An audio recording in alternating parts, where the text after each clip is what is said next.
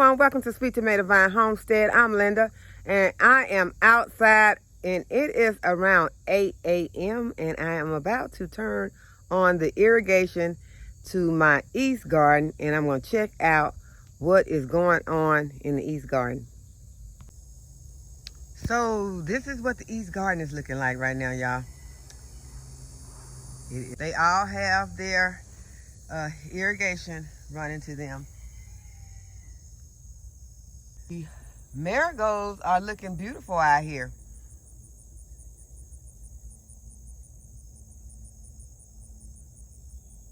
All this other stuff is about to come out. Is a yellow squash, has not been productive at all. And I don't know what the problem is, but all of this is about to come out. The tomatoes have done pretty good around here. Matter of fact, they are still bearing, and all these tomatoes on this side were suckers. These were suckers that I pulled off of some of my other tomato plants, and this one has a tomato on it right now that's not right, but I'm gonna leave the tomato plants in. There's one that has tomatoes on it also. So for now, the tomatoes are going to stay, but I'll probably just add some more fertilizer to these. This is a cucumber right here. I'll add fertilizer to those and I'll leave them in. And I'll just clean out all of these containers. I think the watermelons are done. Something has been eating on that one.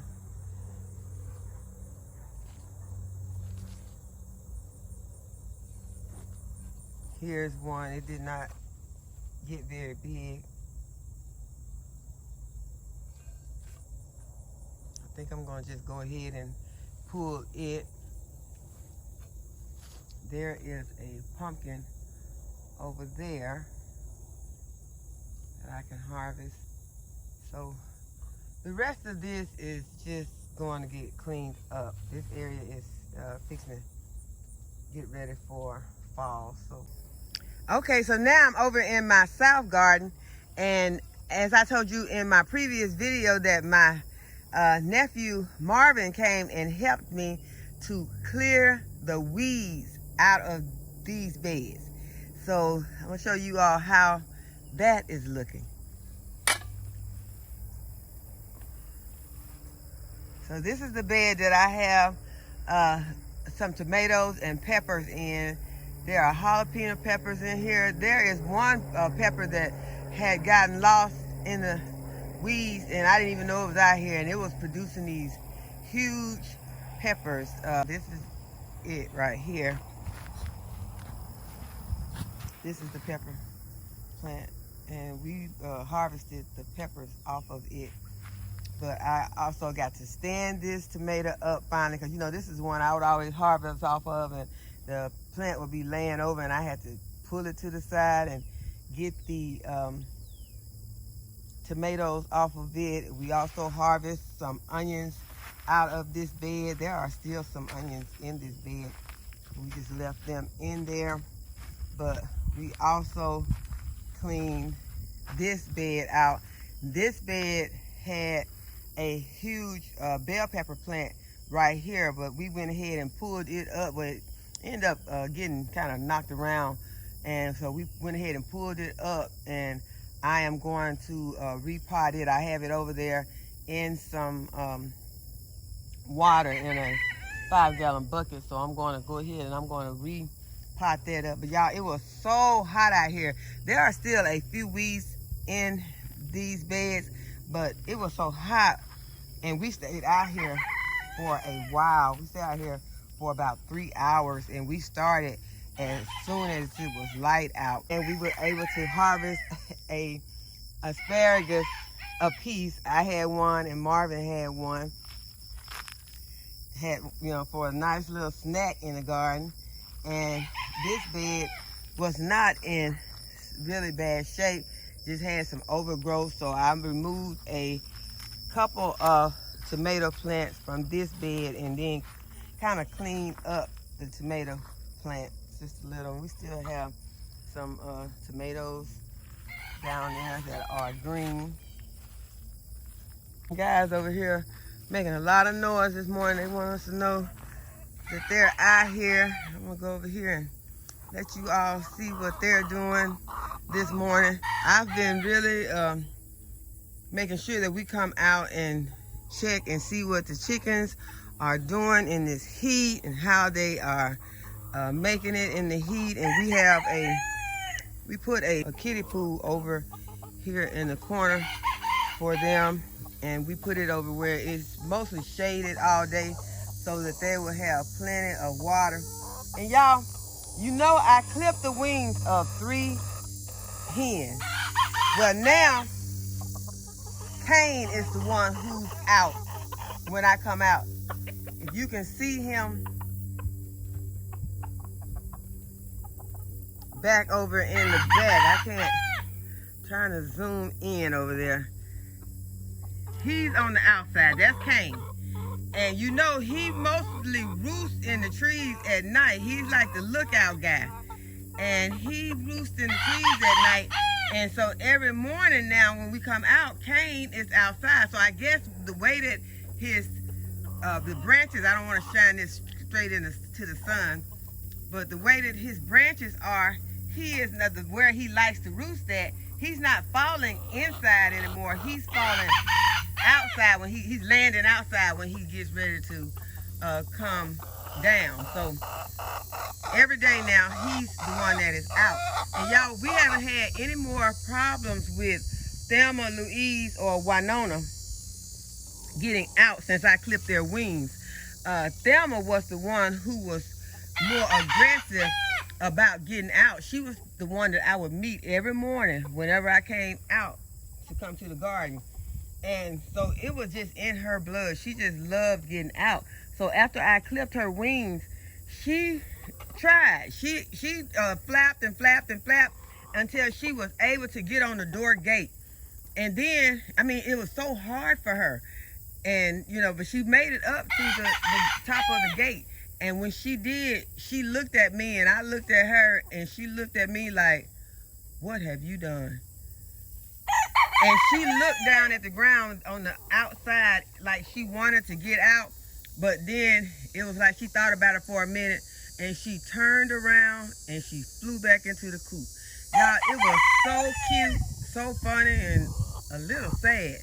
But that is what she did. And she has not tried to get out since, unless we open, the gate and we'll let her out and let them, just kind of walk around on the outside for a few minutes. But and then they always, when we let them out, they don't mind coming back in. But now Cain, once you go around there, he is gonna run, and he do not want you to pick him up and put him in. I don't know why those roosters, they don't like to be picked up, but he don't want you to pick him up and put him in.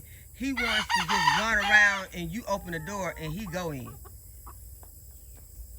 So I guess we'll get ready to play that game, but right now, I just am not ready to go around there. Through all of that, I'm not ready to go around there right now. So I'm just gonna open the gate.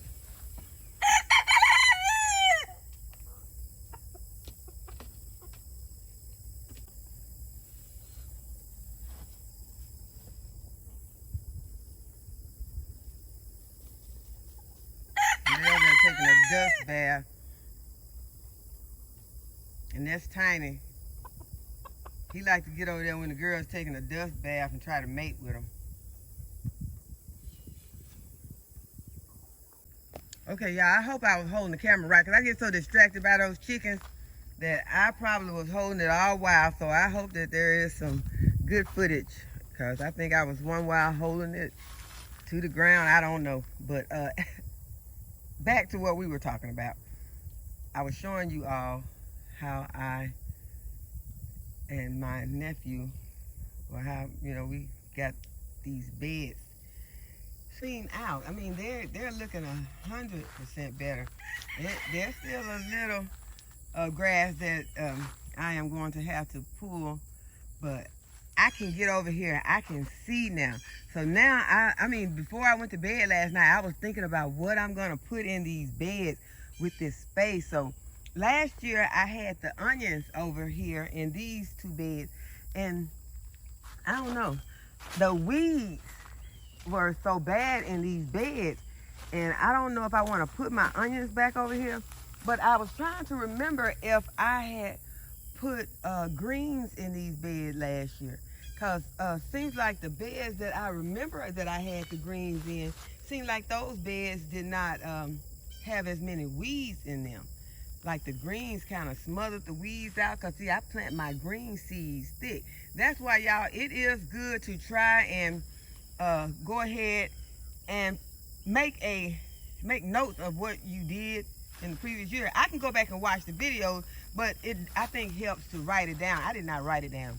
I did not do any type of diagrams of what I planted in these beds. So note to self, go ahead and start writing it down, drawing some diagrams, you know, that I can look back on and see what I planted in the beds.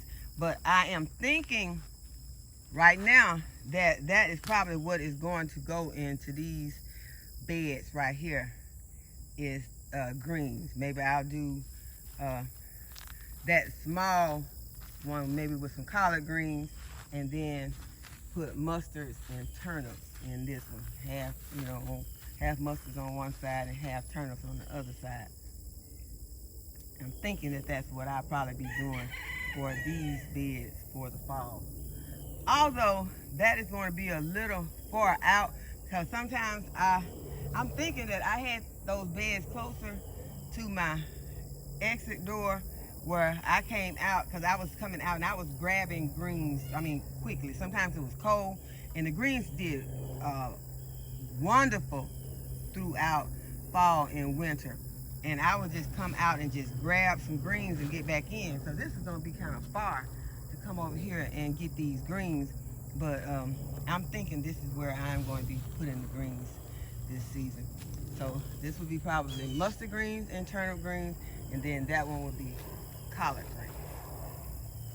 And you remember last year, I also put some greens in this bed right here.